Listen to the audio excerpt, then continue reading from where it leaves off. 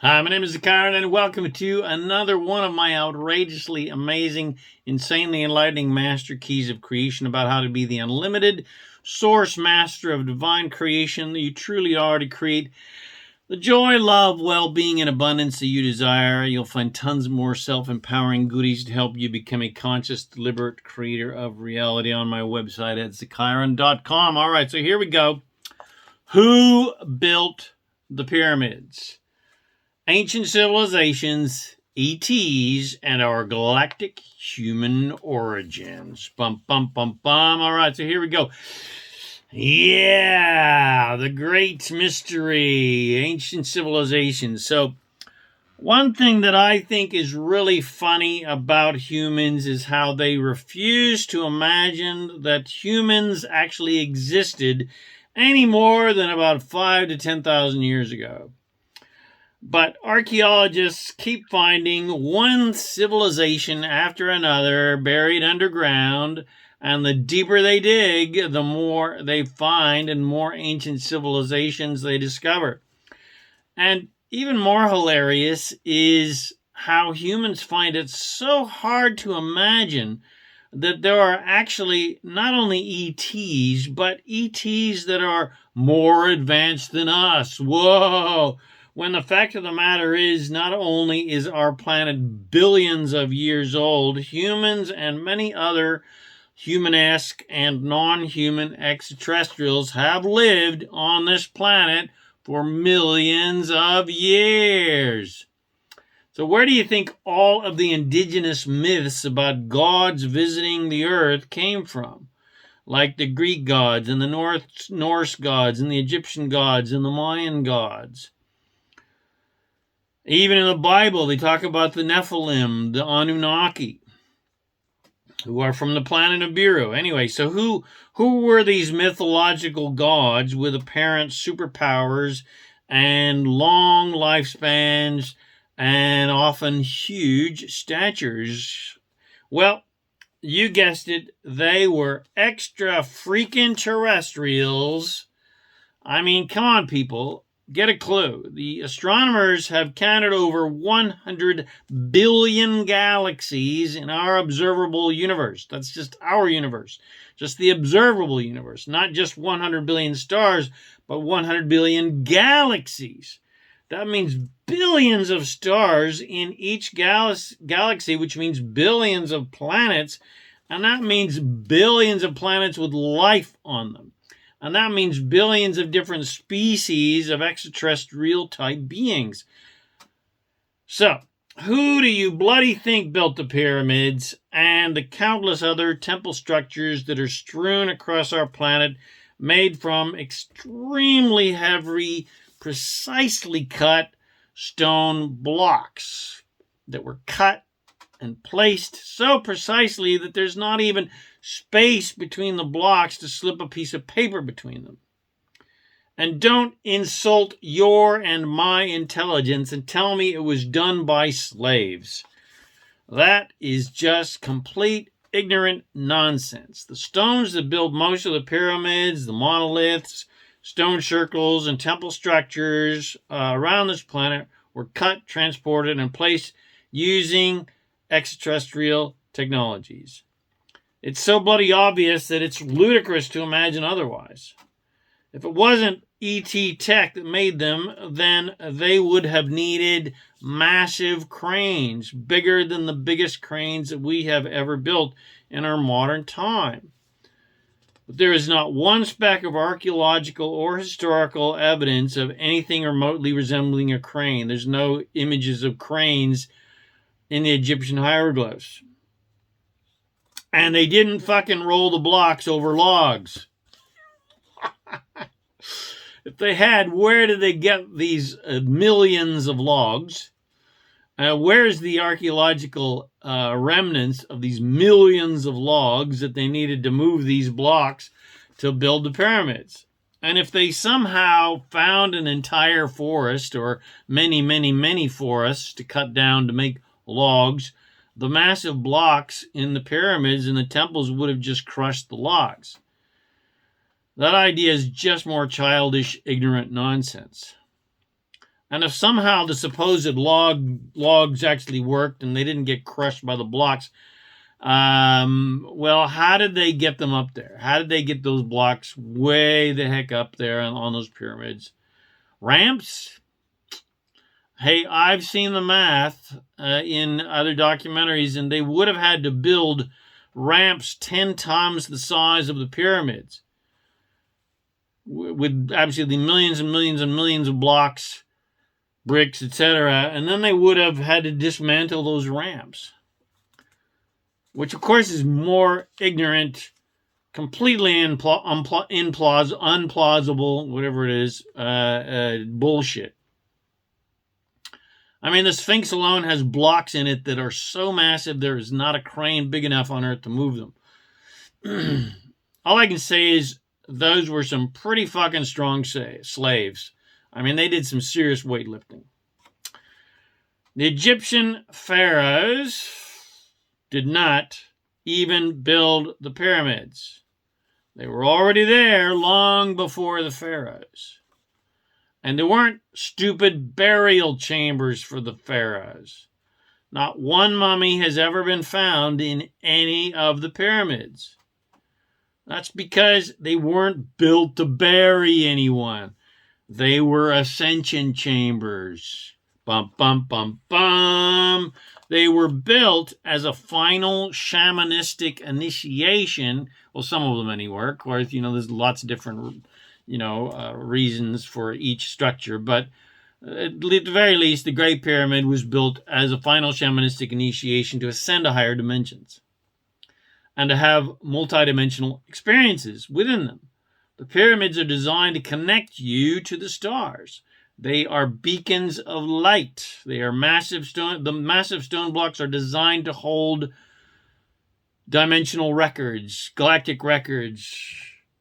So why do you think the portals in the Great Pyramid align to the Orion's belt? Well, the pyramids are 100% about connecting you or whoever goes into those pyramids to the stars and our ET ancestors who star-seeded us here on Earth many, many tens of thousands, hundreds of thousands of years ago. The pyramids are about activating one's light body, aka your Ka body, for multidimensional connection to source, your Merkaba, your light body. According to the Pleiadian agenda by Barbara Hand Clow, the Egyptians, especially from the year 3500 to about 1400 BC, Egypt was a civilization that held the Sirian from the star system Sirius.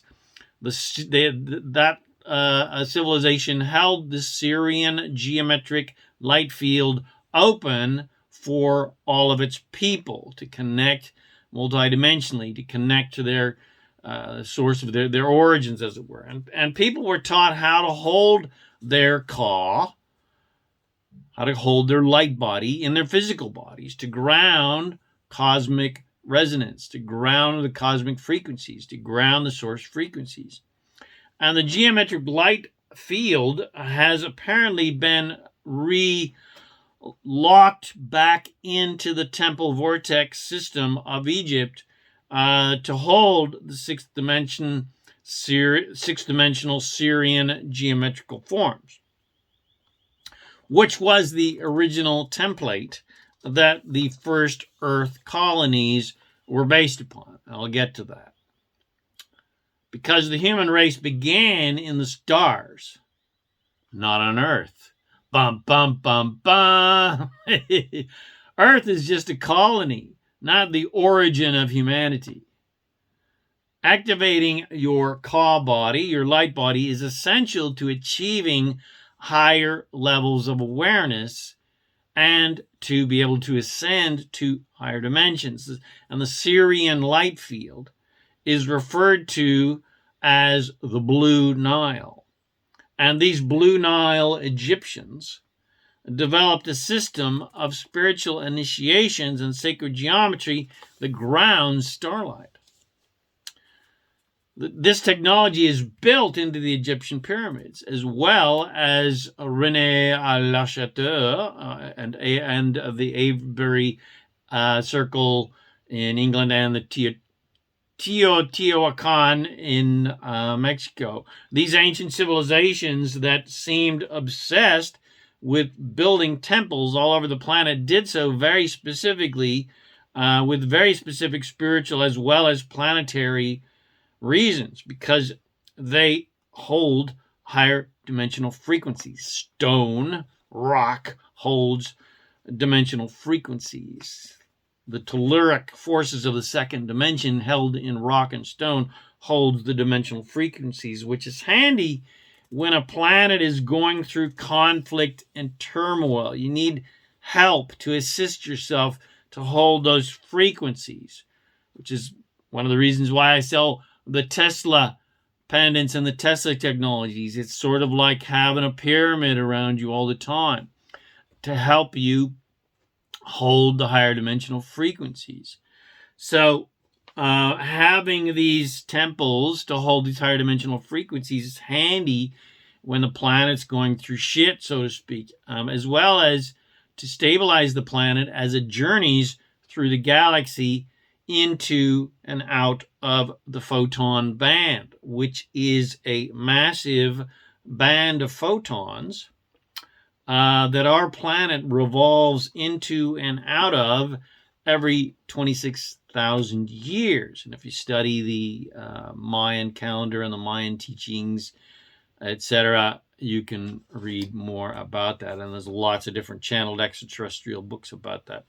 Anyway, and the temples that hold light are very handy tools when your planet is in the galactic night phase, basically when you're out of the photon band, and duality reigns supreme, which is what we have been in for quite a while. So the Egyptians benefited from the energies that the pyramids hold and that connect one to and help an initiate activate and hold on to their light body. A light body field that every human and every creature, every animal, every plant, etc. has, but is not necessarily active. It's active in all nature. It's not necessarily active in humans.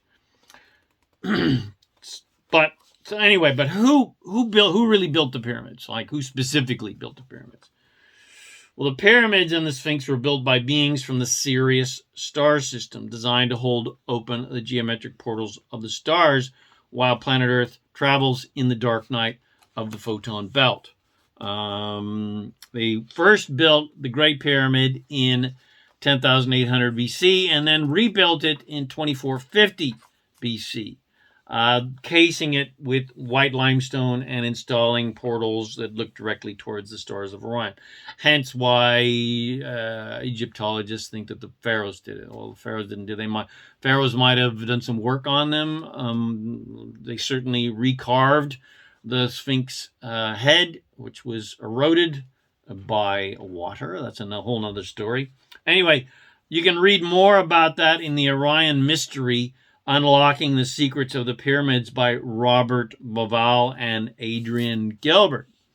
And understand that, hey, 10, 20,000 years ago was a whole lot different climate in Egypt.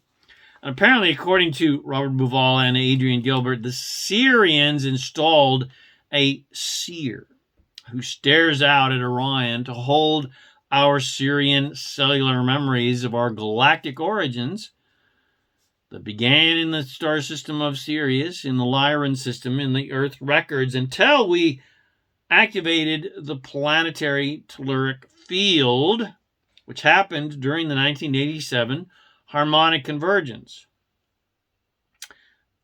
and relinked the Great Pyramid with the galactic center of Alcyone. We have our normal sun, and then of course we have our galactic sun of Alcyone. And anyone who was around and engaged directly with the harmonic convergence, as I was, knows how immensely powerful that planetary activation was. I was in Sedona, Arizona during the harmonic convergence, engrossed in a week of ceremony amongst the energy vortexes of Sedona, which are amazing. If you've never been to Sedona, Arizona, you got to go there. And anyway, we have been traveling in the galactic night since 8800 BC and playing out the games of duality. But the light activation of the harmonic convergence and the Great Pyramid are blooming our planet into the flower it truly is from the seeds sown by the Syrians in 2450 BC, when the Great Pyramid was realigned to Orion. And according to the Pleiadians, channeled by Barbara Marciniak in her book Earth, Pleiadian Keys to the Living Library, the pyramids and temples were built around our planet in ancient times to serve as cosmic libraries, because stone holds frequencies. Stone holds the records, holds the history, as it were. Temples were designed geomagnetically to capitalize on the energy flow of a certain location to store the totality of what the tribal wizards or the shaman wizards of the time knew and transmitted telepathically into the stone. Information that could be accessed by spiritual initiates, specifically formulas for higher consciousness, to ascend one's consciousness above duality. Many alternative-oriented spiritual people have had amazing spiritual experiences at these temple spaces, like myself in Sedona, but that's not a temple space. That's kind of just a natural formation. From what is stored in these stone structures that also utilize electromagnetic earth powers. Hence why temples and stone circles are always placed smack dab on ley lines, which are the sort of life meridians of our planet. They're like light lines. That's what ley means, is light. They're light lines that crisscross all over the planet. The Great Stone Circle of Avery was used as a dimensional doorway for various star systems, especially Sirius, the Pleiades, and Arcturus. And these stones were placed in certain geometric and geomagnetic positions to draw these stellar energies and help us remember our cosmic origins, as well as to receive information from these star systems. Basically, to open up the channel and tune to the right frequency like a cosmic radio. These temple sites not only offered a deeper stellar and dimensional connection, but offered the energy of fertility, because they connected people to the source of creation. And couples during those times would come to certain power sites to make love and conceive, and create very energized new life, energized by these temple vortexes. They were energized by star frequencies. Other locations were designed as broadcasting and receiving stations, sort of like cosmic radio stations, cosmic communication centers, as well as cosmic calendars to read the future, so to speak, and expand reality. As humanity reawakens, we will remember the importance of temple sites to facilitate an easier expansion of consciousness and even build new temple sites and renew old temple sites. The religions have used this same principle and have built many of its cathedrals and mosques on energy vortexes. Often they built over temple sites that were, of course, on ley lines, and often where ley lines cross. And of course, the cathedrals built with stone are the most potent temple spaces. And perhaps at least some of them are holding the best intentions of some pure hearts associated with those religions. So the Syrians are the temple light masters that hold the six-dimensional geometric light body of Earth in form, or Earth's Ka body. The ancient Egyptians came from Sirius to teach temple technology and sacred geometry, which is the essence of creation itself. Hence why I also sell sacred geometry jewelry to reconnect you to, your galactic origins and how creation works, because sacred geometry is all about how creation works. And why I've been interested in sacred geometry for most of my spiritual life and used to teach it. You can study the basics of sacred geometry from Drunvalo Melchizedek's books, The Secrets of the Flower of Life. And you can read about sacred geometry on our website, and even bless yourself with amazing, powerful sacred geometry jewelry and structures that are on my website. And there's also much bigger, amazing sacred geometry structures you can get from the people that I get them from. You can check out a lot more of those geometries specifically made for temples at template.org. That's thetemplate.org. So, great beings from the Sirius star system built the Egyptian pyramids, but why did they come all that way, roughly 80 light years away, to do that? Why would they be so interested in Earth and us primitive humans? Well, that's because the Syrians and other ET beings are our galactic parents, because the human race came from the stars, literally. We did not evolve on this planet. We did not come from some childishly derived thing called Eden. Anyway, that's another story and another exploration. According to the Syrians, through Sheldon Neidl, the author of We Are Becoming Galactic Humans, our origins began roughly 10 million years ago on the fourth planet in the Vega star system. We originally evolved from an aquatic primate species whose evolution was accelerated and genetics altered, specifically to become a galactic guardian species, to become a species that would essentially hold the light specifically for planet Earth, but also for the entire galaxy as well, because, of course, those humans wouldn't just exist on Earth, they would exist elsewhere as well. Because originally, our planet and our solar system was set up by the spiritual hierarchy to be a planet of great diversity, a kind of Garden of Eden, if you will. That's the real Garden of Eden story, where numerous species could evolve and rise to high levels of awareness. But planet Earth was colonized by two non-human civilizations, a reptilian civilization and a dinosaurian civilization, originally from the constellation of Sagittarius and Orion, respectively. And even though these two species were classically domineering, conquering type species, nevertheless, this colony conducted itself quite peacefully and allowed a pre-cetacean species to evolve on this planet over the next 8 million years.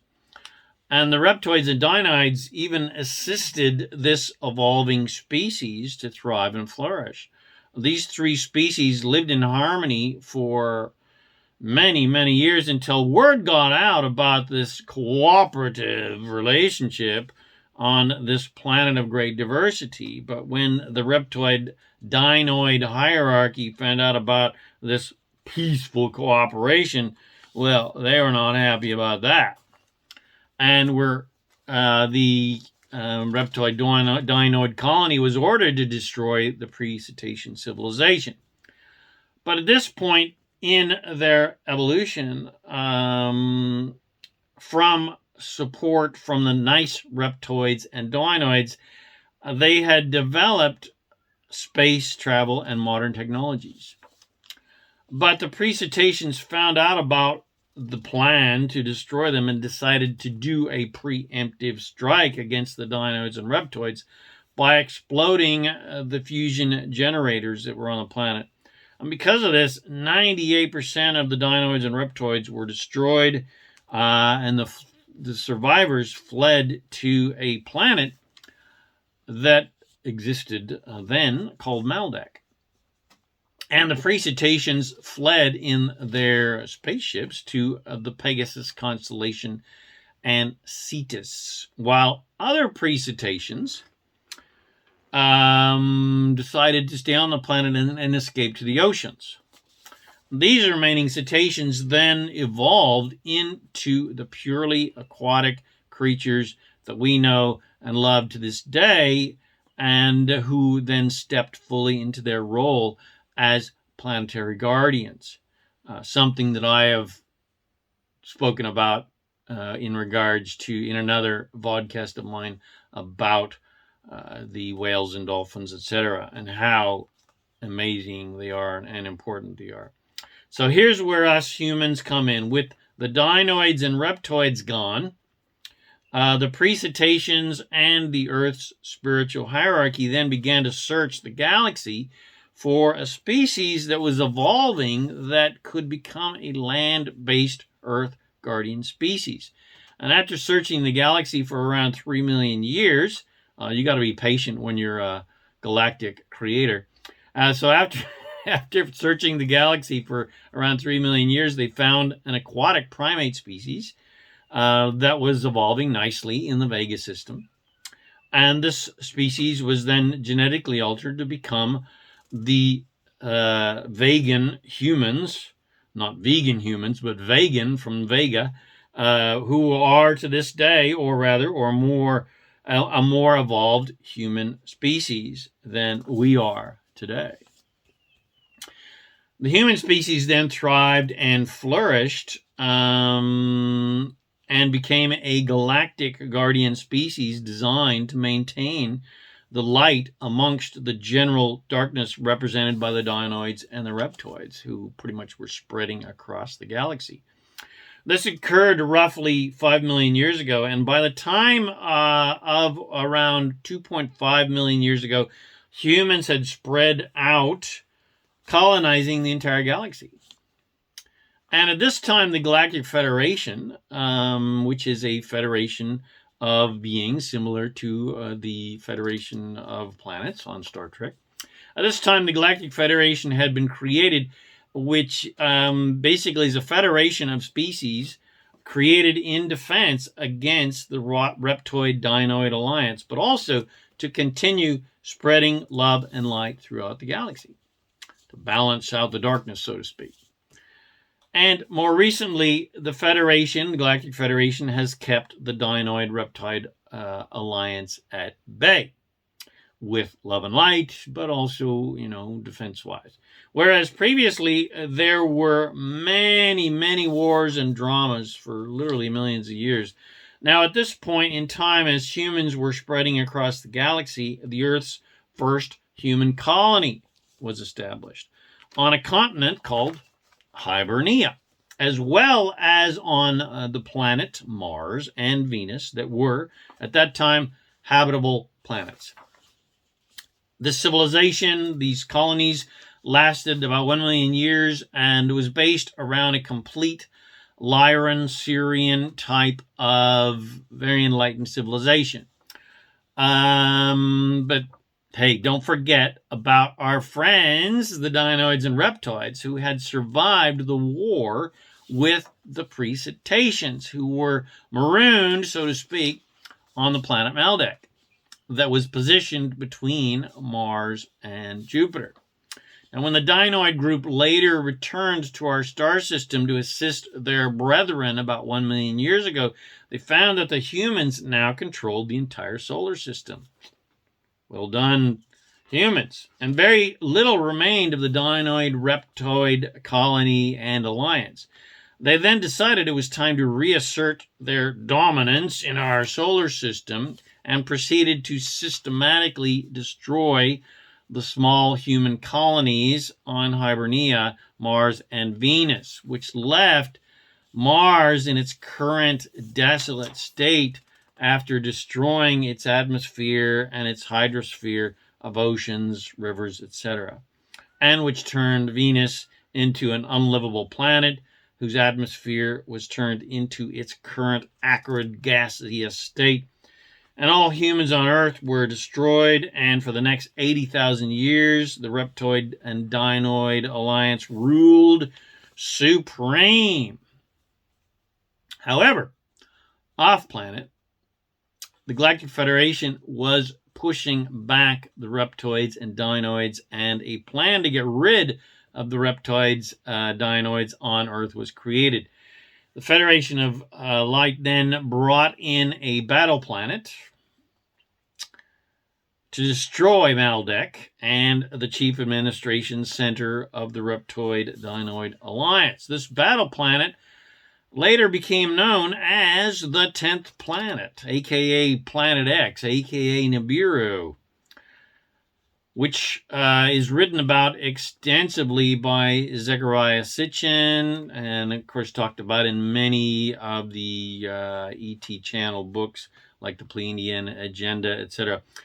After the destruction of Maldek, the Earth-based reptoid dinoids were quickly destroyed, and the Lyran Syrian-based human civilization with democratic principles was established on the continent of Lemuria, which was then situated in the South Pacific. This Lemurian civilization was established approximately 900,000 years ago, and this Lyran Syrian love and light-based civilization thrived and spread across the planet for the next 850,000 years and set up many daughter empires on the many other continents on Earth. Mainly, of course, Atlantis in the Atlantic, as well as the Yu Empire in what is now central China and Tibet, and the Rama Empire, which is now India. And, of course, the Mayan civilization, which encompassed pretty much the entire Americas, north and south, as well as the Libyan Egyptian Empire, which encompassed Africa and many other empires during and the post-Lemuria times, such as the Agartha network, the Agartha Empire, which is a subterranean civilization that was created after the demise of Lemuria, as well as Ionia, also a post-Lemuria civilization on the European continent, and the civilization of Sumeria. So, Lemuria functioned as the mother empire of its daughter colonies. But at some point, the Atlanteans had developed a more elite, hierarchical, aristocratic civilization, and they desired to become the grand rulers, to be the grand poobahs, and be basically the Queen Empire. And over the next 25,000 years, Atlantis began building relationships with renegade colonies that existed in the galaxy, specifically in Alpha Centauri and the Pleiades, colonies that were basically not wanting to play nicey nice and be a part of the Galactic Federation and so forth. And with those renegade civilization colonies' help, the Atlanteans devised a plan to destroy the continent of Lemuria. They accomplished this by taking one of our then 2 moons, yes, we used to have 2 moons, and moving one of those moons to a critical point above the atmosphere above Lemuria, and then they exploded this moon, raining an incredible shower of meteors upon the Lemurian continent. You can imagine what that would have done to the continent. This created a massive volcanic catastrophe that caused the great gas chambers underneath Lemuria to implode. thus sinking the Lemurian continent and destroying Lemuria's dominance on planet Earth.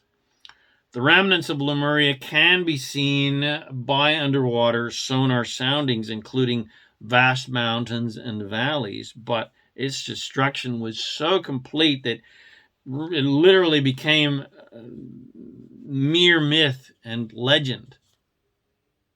So with Lemuria destroyed, Atlantis was now fully empowered, or so they thought, to exert their dominance upon all of the other former daughter empires of Lemuria. So not only was the human race imported onto this planet by extraterrestrials, most of the animal life and plant life was also implanted here. Everybody's a starseed on this planet, even the animals. And this has occurred many times due to the many wars that have devastated this planet. And our biosphere has had to be reestablished many times. So now, back to the pyramids. The pyramids and Sphinx were built during the heyday of Lemurian Atlantean civilizations, about 400,000 to 25,000 years ago. And due to the countless conflicts between Lemurian loyal daughter empires that existed in the European areas, etc., Africa, and the subsequent destruction of Atlantis and the Great Flood, many pyramids and temples were damaged or destroyed and then rebuilt by more modern Egyptian pharaohs. Because after Atlantis destroyed Lemuria and began to exert its dominance, the daughter empires were required to submit to Atlantean aristocratic elite control. But many empires resisted, mainly the Yu Empire in the area that we now known as Mongolia, who had to go underground basically to survive the Atlantean military, and who formed the underground kingdom that still exists to this day, called the Agartha network, the Agartha Empire, also known as Shambhala. If you study ancient scriptures, not by biblical scriptures, but ascended master kind of channeled scriptures, you'll read about Shambhala and the ascended masters that reside there. And anyway, so they built the Agartha network in Shambhala to maintain the Lemurian, Lyran, Syrian legacy, and the Syrian way of more spiritual balance, with the vision of one day returning this guardian galactic civilization back to Earth's surface. And this Agarthan civilization that I was speaking about has existed in subterranean cities all around this planet, on Earth, underground Earth, for the last 25,000 years, since Lemuria. The Mayan pyramids were also built during this Lemurian Atlantean time, as Lemuria had established the Mayan daughter empire in that area. And if you study the many alternative archaeologists, such as Rex and Heather Gilroy, you soon discover that there are pyramids and temples built all over this planet, including North America, South America, and of course in South America, as we all well know, but also in the South Pacific and Australia. And of course, the South Pacific, those ones are remnants from Lemuria. And in Australia, as I mentioned. And I have personally seen and photographed Egyptian hieroglyphs on rocks in the Woy Woy area, north of Sydney, Australia. Those pictures are on my website. I also have seen a photograph of what remained of a pyramid in the Gympie area in Queensland that was basically dismantled by colonists. They probably thought they were built by Aboriginals or something. And that pyramid supposedly, according to a book that I read, I can't remember the title of that book, but it was all about the pyramids of Australia. And it supposedly had a golden capstone that the local people obviously snagged that, didn't they? Additionally, there is or was another pyramid in the similar area of Gympie in Queensland in the Rainbow Beach area on military land that a friend of mine has personally seen when he snuck into the military base, which I think he did that about 30 years ago. So I don't know if that pyramid still exists or, maybe the military have protected it. Anyway, and countless artifacts of Egyptian, Sumerian, etc. origin have been found in Australia, which you can read about in Rex Gilroy's books. That is kept secret. All those things are kept secret. Some of them, I think, are in some sort of museums, but you don't really hear about it, and certainly not discussed by archaeologists. And there are also pyramids in China that are larger than the Great Pyramid. Yeah, you heard right, folks, which were built during the Yu Empire that I mentioned earlier. Built during the Yu Empire days, which of course then became the Agartha network. And these are located in the Shaanxi province, northwest of the ancient capital city of Xi'an. Also in the Guangzhou, hope I'm pronouncing that right, the Guangzhou Plains near Xinyang. Sorry, Chinese people, for my terrible pronunciation. And this area is called the Valley of the Pyramids. But you don't hear about those pyramids, do you? No, not unless you watch some really far out archaeology documentaries. But personally, I've never even seen a documentary that showcased the Egyptian pyramids. And there are also pyramids in Bosnia near the town of Visoko, as well as Japan and the remnants of an ancient civilization underwater in Japan. So what happened to Atlantis? Well, when Atlantis started exerting its control over the still loyal Lemurian daughter colonies, and there were, of course, countless wars and conflicts that ensued over the next 10,000 years. And Atlantis was getting tired of those resistant, recalcitrant former Lemurian colonies and was plotting drastic moves to once and for all destroy all resistance to its dominance, as domineering civilizations always love to do. But there was much civil unrest amongst the Atlantean ruling elite, who a lot of them were tired of conflict. They wanted peace, especially from the younger generation, who believed that Atlantis to be a failure as a civilization and desired to return to Lemurian values. And these rebels were exiled to Ionia, which is now present-day Europe. These rebels then began to recreate a Lemurian democratic civilization that was named the Osiris cult. Osiris, as in the star system Sirius, in honor of the Sirius group that established the first human Lemurian colony. And the Atlanteans decided it was time to just get rid of those rebels once and for all.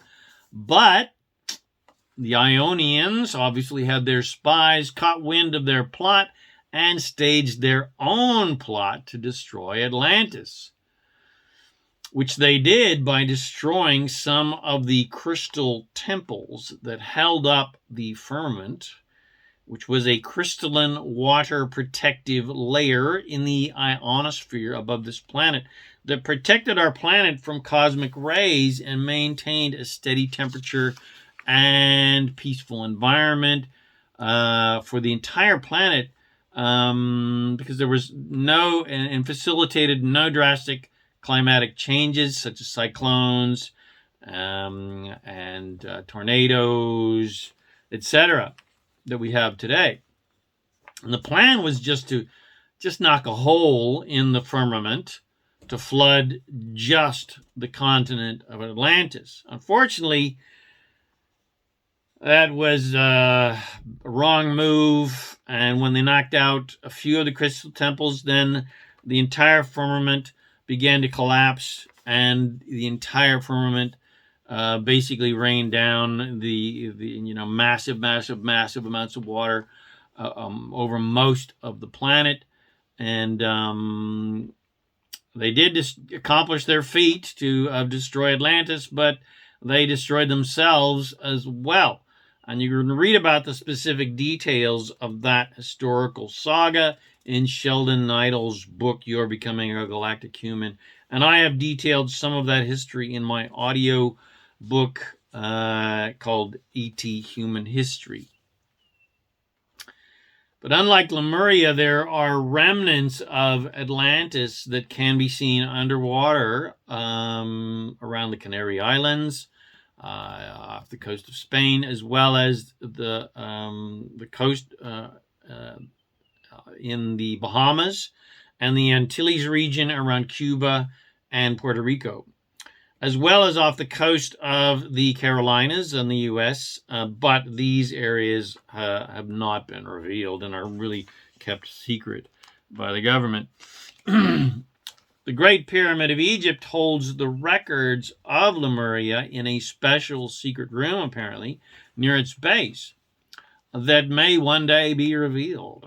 Dun, dun, dun, dun. And the Agartha cities maintain the Lemurian group governance type of civilization that one day will be shared with humanity when we're ready, when humanity's ready for peace and love and done squabbling over who's right and who's wrong, and squabbling over resources, and squabbling over who's the biggest and best, and who got it right religiously, etc. And India still holds some degree of this Lemurian Syrian perspective, at least spiritually, as the Rama Empire was established by the Agarthans in an attempt to reestablish a cooperative Lemurian-style civilization in that area. It was established as one of the major spiritual centers on the planet, like Egypt and the Mayan civilization, based upon Lemurian spiritual science. And other spiritual places of note were the island of Sri Lanka and Hawaii, of course, which is the last remnant of Lemuria. There are many remnants of the Rama Empire in the Indus River Valley that contained a Lemurian daughter civilization, and then later a Agarthan civilization that had built many temple sites in that region.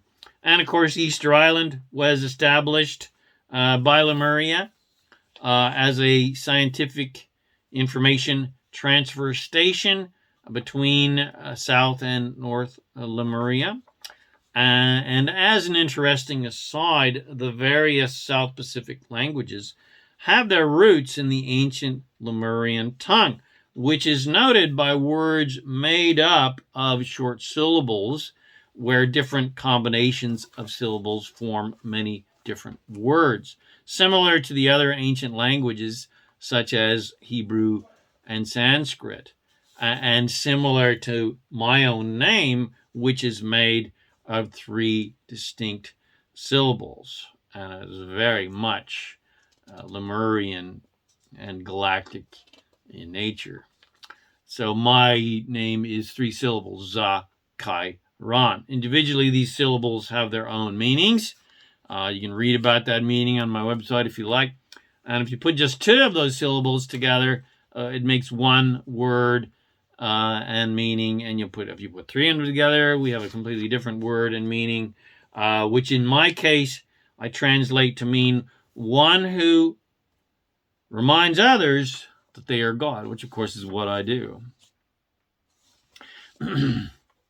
So, during the heyday of Lemuria, this planet was littered with temples. Lemurian, Lyran, Syrian civilization is based around temple spaces that have many functions. I briefly mentioned the crystal temples that held up and maintained the firmament, which of course it was destroyed to destroy Atlantis. But there were countless uses and functions for temples that were built around the union of spirit and science. Did you get that? The union of spirit and science. That's why the extraterrestrials are so advanced, because they don't separate the two as our scientists do and as our religionists do. A concept that today's scientists typically miss entirely, because scientists typically believe that spirituality is separate from science, and if you can't see it, it can't be real. And then, of course, the religious people kind of poo-poo science and evolution, etc. Anyway. But many scientists are awakening and having the courage now to blend spirituality with science and be more unlimited in their thinking, which is really the true essence of science. Temples were typically built upon the energy grid lines, aka ley lines, as I've already mentioned, of our planet, which are essentially the planet's energy meridians. Temples were typically built on ley lines, which are the largest of the many energy lines that crisscross our planet, and were often placed at the intersections of two ley lines. They built the biggest and the most powerful temples, such as the pyramids, on the most powerful energy vortexes. And they built smaller temples and pyramids. They were built as energy support structures. And these energy vortexes that these temples were built upon were used because they are very energizing and invigorating. And the crisscross points, and they're very energizing energy points. And these energy points are powerful tools to use as a way of communicating through the veils to higher dimensions, to raise your vibration, hence why temples and churches and so forth are built upon them. Or taking that even further, as in the case of the Great Pyramid, as a way of receiving higher dimensional knowledge and awareness, spiritual enlightenment, but also physical light body ascension and multi-dimensional activation. Temples were used to invigorate the mind, body, and soul spiritually, and and designed to reconnect us to our galactic and spiritual as well as extraterrestrial origins. Kind of similar to what churches are designed to do, to connect you to God. Or as I describe it in my teachings, temples are designed to connect us to our multidimensional source nature. But we don't even need temples to do that. I don't need a temple to show people and train people how to do that. Hence, one of the reasons why I channel multidimensional frequencies through toning and light language. So that temple-based spiritual focus was later adopted by the religions of today. And many churches and cathedrals were built on the former temple sites, and that energy can be felt to this day. Now, I would be remiss in my galactic spiritual duties to end my dissertation here, because even though I've given you a Reader's Digest version of our ET galactic history, as well as temple and pyramid origins and ancient civilizations origins, it is important to describe how we were as a species during the Lemurian and post-Lemurian times, up until the global catastrophe caused by the destruction of the firmament when the Ionians wanted to destroy Atlantis, and how this negatively affected our human bodies. So, as previously described, humans have been around for millions and millions of years, and ancient civilizations lasted millions of years, and galactic species and civilizations have existed and thrived and grown for millions upon millions of years. Our human story essentially began 35 million years ago. and even more recent Earth civilizations, especially Lemuria, lasted almost 1 million years. And subsequent Atlantean, etc. civilizations lasted from about 400,000 to 25,000 years. And the final third phase of Atlantis lasted 5,000 years. So how come old civilizations lasted so long?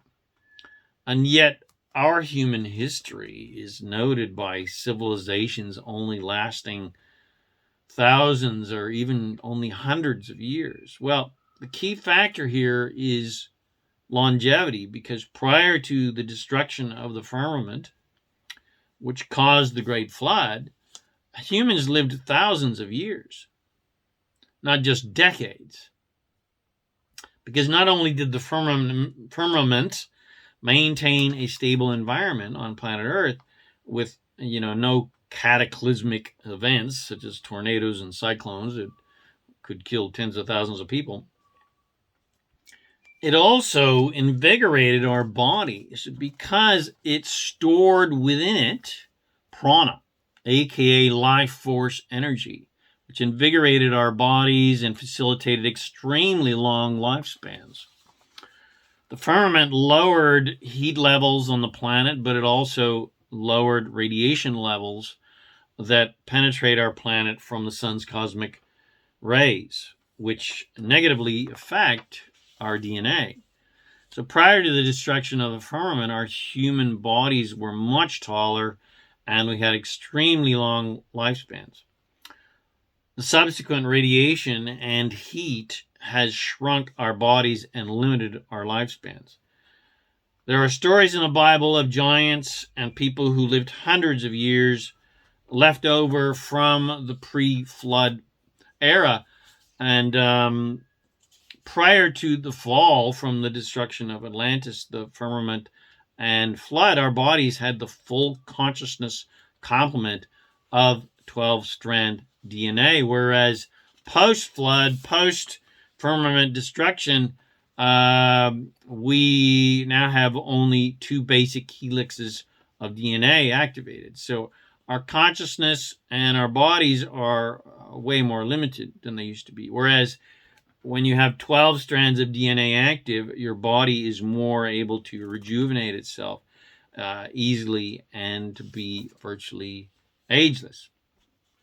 For instance, Sirians in the star system of Sirius typically live 3,000 to 4,000 years. But instead of physically dying to end their life, they just simply ascend. They consciously decide when they have completed a lifetime and simply leave one reality to enter another. And according to Sheldon Neidl and other channeled sources with the help of the Sirians and Pleiadians, other beings in the Galactic Federation of Light, especially as our planet enters the photon belt, we will be assisted to reactivate our full spectrum 12-strand DNA, as well as an expanded 13-chakra system. And we are being assisted by the Galactic Federation because of the accelerated evolution in consciousness that humanity began in the 1950s on up to, and especially the advances that we made in the 1980s. Supported by Mother Gaia, the Sirians, the Cetaceans, and the spiritual hierarchy of ascended master beings and so forth of this earth, which also includes angels and archangels who asked for help to save humanity. Not necessarily from ourselves, but to guard us from possible planetary destruction as a result of Earth changes and volcanic catastrophes, etc., as a result of entering the photon belt, which has typically in the past caused pretty cataclysmic Earth changes, but also to protect us from dark force interference from reptoid, dinoid, and other negative influences. The Sirians have placed our planet in a holographic bubble to protect us from massive Earth changes, as well as to gradually prepare us for our transformation into 12-strand galactic humans. Light body, aka Merkaba, activation is an integral part of this process, a process that initiates experienced during the most powerful spiritual training days of Egypt that is described in Drunvalo, Melchizedek's Secrets of the Flower of Life books, where initiates were led through shamanistic, magical, and fear-conquering initiations, and finally into the ascension chambers of the Great Pyramid. The light body is a star tetrahedral electromagnetic light structure that functions as an interdimensional transport vehicle as well as transmitting and receiving device. It's basically your vehicle of light that you use to go through the dimensions in. And this interdimensional transport vehicle transmits higher dimensional frequency to the 6-pair 12-strand DNA for physical rejuvenation, but also for full conscious activation. And the activation of the Merkaba connects you to the planetary as well as your galactic group soul, as well as one's divine purpose and specific spiritual and creative gifts. 3 things sorely lacking in humanity who has lost its soul family connection, as well as its unique creative individuality, and of course its galactic and planetary guardian nature and its extraterrestrial origin and connection to our Syrian, Pleiadian, Arcturian brothers and sisters. And a great many of us light workers, or light players, as I prefer to call us, were actively engaged in light body activation, especially in the 1990s, especially inspired by Drunvalo, Melchizedek, and the Merkaba meditation. Again, hence why I've got the sacred geometry jewelry, hence the template.org, and the teachings all about the Merkaba and light body. So, where are we headed as a species? As Sheldon Idle's You're Becoming a Galactic Human book describes it, as a species, we are becoming galactic humans. We are reconnecting to our galactic human origins. This is why humans and controlling forces are resistant to the concept of extraterrestrials, because believing in ETs opens up a proverbial Pandora's box where humans and governments, etc., must step up their spiritual game and accept the divinity and power of every individual, which makes the old games of power and control pretty much null and void, and will dismantle entire industries of control as humans no longer support these boring old limited games, which will instantly take a whole lot of money off the table and out of a lot of people's wallets, and the final realization that we are all in this together will become paramount to society's consciousness, which will facilitate a complete ceasefire as humans realize how idiotic wars and conflicts are, and we support each other's abundance and prosperity and stop just trying to steal from each other. The other massive matrix that humans are deathly afraid of being dismantled by not only considering that ETs exist, but that we were created by ETs, is the matrix of religion and the theopolitical control that continues on our Earth at a rampant pace, basically to keep humans limited. And if you have been around a few decades like me, you would have heard the ET saying, hey, we're going to do a mass landing any day now. Which, if it ever happens, would shoot everyone's limited religious, spiritual, political, and relationship beliefs out of the water, big time. And this will cause a great deal of turmoil for people because no one likes their beliefs that they have been nurturing for an entire lifetime be brought into question. But in a nutshell, our current fragmented, control-oriented me versus them mentality is undergoing a massive paradigm shift to a more inclusive rather than exclusive-based reality. An inclusion into a galactic network rather than country versus country, race versus race, religion versus religion, etc. mentality. Because regardless of race, what race, color, gender, culture, religion, etc., bias anybody has, everyone is a human with the exact same DNA. We all came from the same source, regardless if you believe a white-bearded man-looking God created us or ETs did. And when humans encounter ET humans that look similar to them and other ET species that look quite differently, well, it's game over, isn't it? Which is why people are just so deathly afraid of really, really, really believing that ETs actually exist, because they don't want their reality shattered.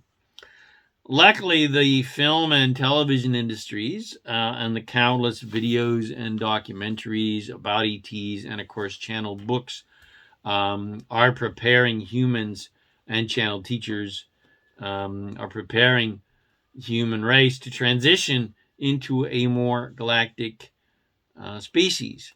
And the transition can be easy and gentle, at least personally, for most people. And it's only the religious, political, and economic old world addicted zealots that will have a bad time.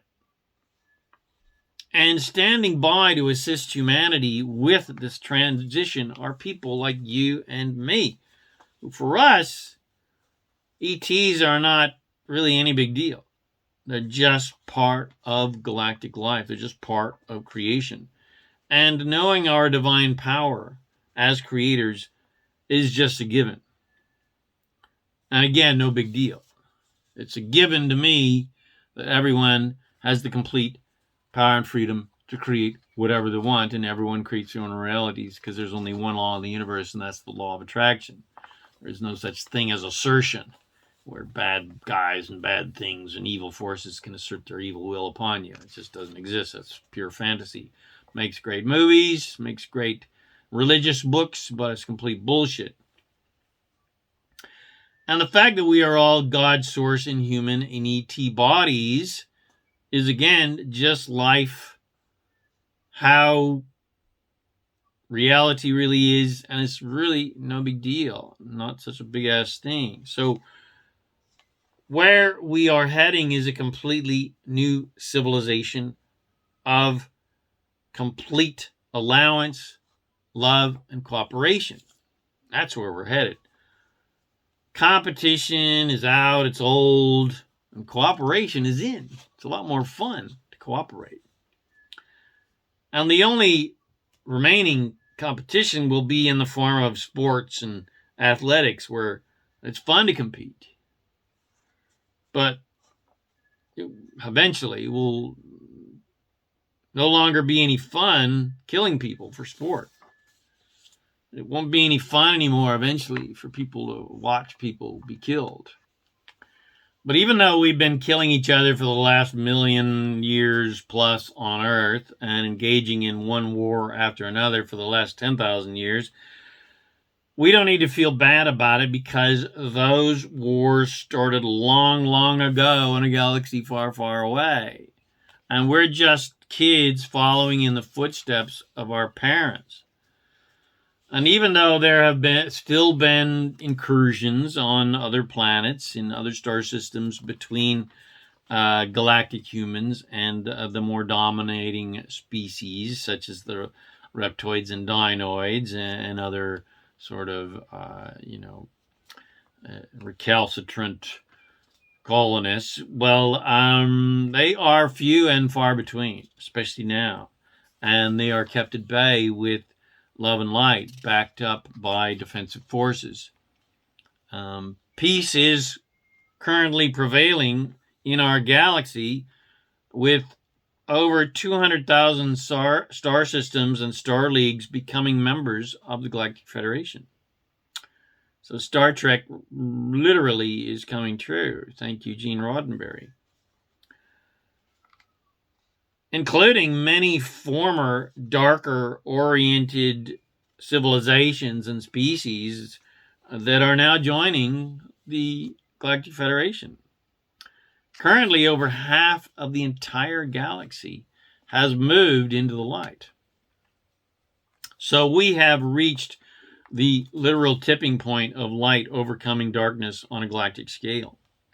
And the Syrians estimate that within the next 100 years, the entire galaxy will enter the age of light and be able to ascend. The grand play of light versus dark is coming to a close.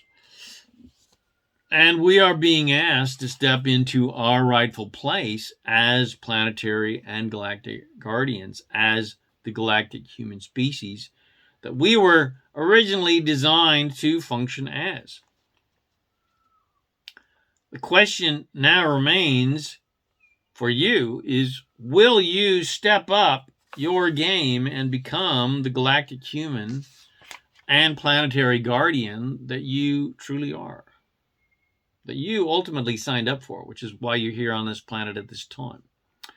Will you welcome our soul family, our space family, our ET family, and help support your fellow galactic humans ascend to higher levels of consciousness by loving everyone unconditionally?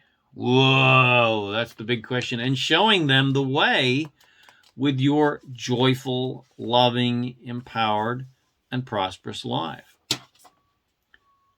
If you do decide to accept this mission, Jim, dun, dun, dun, dun, I guarantee you will have an absolute ball, because it will feel absolutely amazing to step into your divine power and connect to your source and your galactic guardian role. And we will never disavow your existence, no matter what you do, even if you get caught spreading love, light, and joy around the planet. Dun dun dun dun dun dun dun dun dun dun dun. So, thanks for sticking it out for this entire podcast entitled "Who Built the Pyramids?" I hope that you enjoy your mission possible on planet Earth. I hope it has helped you broaden your perspective to consider your galactic roots, as well as answer a few questions about where our human race came from, as well as the origins of the ancient civilizations that seemed so great, especially compared to our previous barbaric humans' history. And it helps you understand where we've been as a species during more enlightened times and why we seem to go into the dark ages after the flood, and where we are headed as we enter this new, more enlightened age of light. And I hope it helps you to understand your powerful position as a light worker, as a light player, and planetary healer to assist humanity's awakening to its galactic human divine nature. So you understand how important you are to the ascension process, to the expansion process, to the evolution of this planet. So now,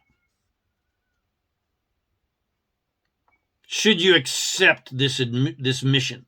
Dun, dun, dun, dun, dun, dun. Go out there and have fun and show humanity with the power of your example that the purpose of life is joy. The purpose of life is to have as much fun as possible creating fun stuff into physical reality. So I hope you enjoyed this podcast. I know you did because it was freaking amazing. And it had, if you did, share it with your friends. Bless them with these amazing teachings. Please subscribe to my YouTube channel, my podcast channel, The Master Keys of Creation. Come visit me at ZaKaiRan.com for tons more self-empowering goodies to help you become a conscious, deliberate creator of reality to literally make all your dreams come true. But most of all, have a ton of fun on planet Earth.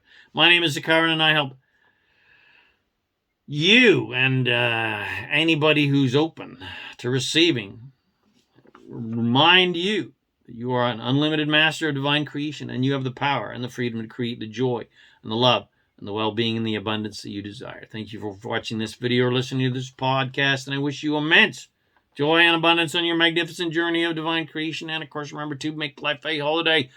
Woohoo!